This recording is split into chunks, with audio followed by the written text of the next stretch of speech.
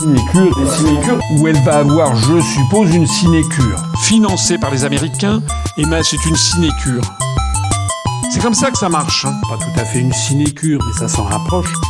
Puis le placement ensuite qui n'est pas une sinécure et qui n'est pas forcément une solution. Les places, les sinécures. C'est vraiment pas une sinécure.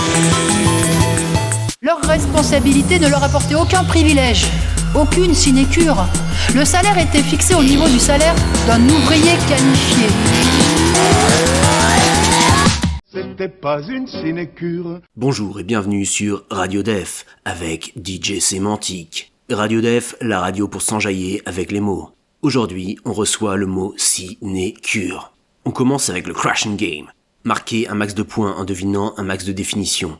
Ouvrez grand vos oreilles et allumez vos cerveaux car c'est parti pour le Blind Test Sémantique. Et elle en est récompensée comment ?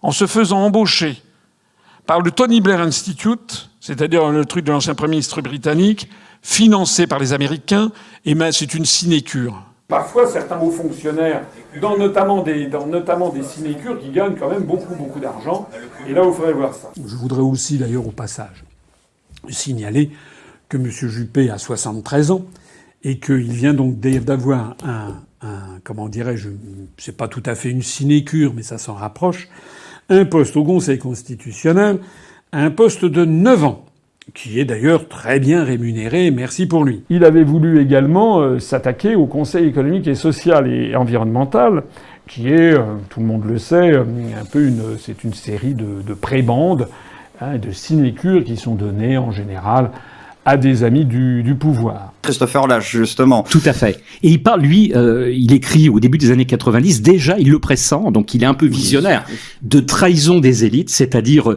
les élites, elles se confortent d'une certaine façon dans la mondialisation, dans des organisations supranationales, parce que voilà, ça les déresponsabilise d'une certaine façon. Elles ont les places, les sinécures, et en même temps, elles n'ont pas à gérer ce qui se gère ailleurs. S'inspirant des principes mis en place par la Commune de Paris, les élus étaient révocables et renouvelables à tout moment. Leur responsabilité ne leur apportait aucun privilège, aucune sinécure. Supprimer ces emplois et charger la mule, pour le grand patronat, c'est une question de profit, c'est une question de dividende. Il en va de leurs intérêts. En fait, les choses, elles sont simples. C'est nos emplois ou c'est leur profit. Voilà, c'est nos salaires ou c'est leurs dividendes.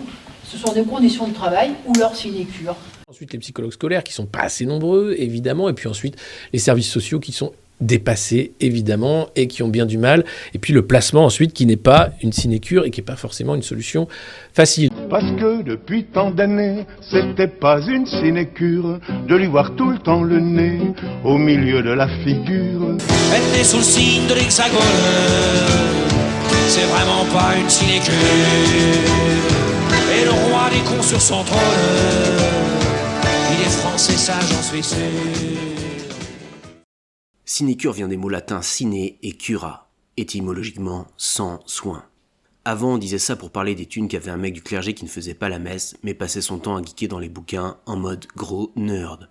Je le sais parce que c'est marqué sur Wikipédia et sur le TLFI, le trésor de la langue française informatisé. Après, les gens, ils ont commencé à utiliser le mot pour parler des tafs planqués, t'as vu? Des jobs tranquilles. Vas-y, on va s'écouter un clash de France Chasselineau, vous allez capter le truc. Donc, Madame Sanna Marin a été battue lors des élections législatives générales qui ont eu lieu il y a quelques semaines. Elle a donc quitté ses fonctions de Premier ministre. Elle avait dit qu'elle resterait députée de base, et puis finalement, non, pas du tout. Madame Sanna Marin a décidé de ne pas poursuivre de carrière politique.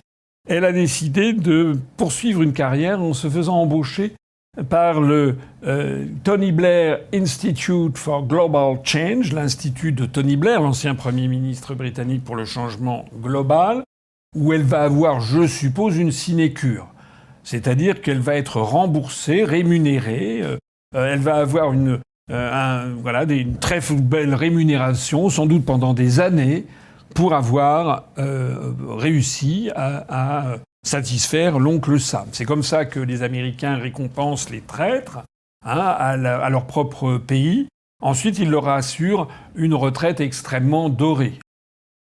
Et puis en vrai, maintenant, quand on dit « c'est pas une sinécure », c'est pour parler d'un truc relou, qui fout grave le seum. Genre quand c'est la zermie, quand c'est la hesse. Check ce son de MC Georges Brassens. C'est grave chambé comment il t'aide la langue française. Le surnom d'infâme me va comme un gant. Avec ma femme, j'ai foutu le camp.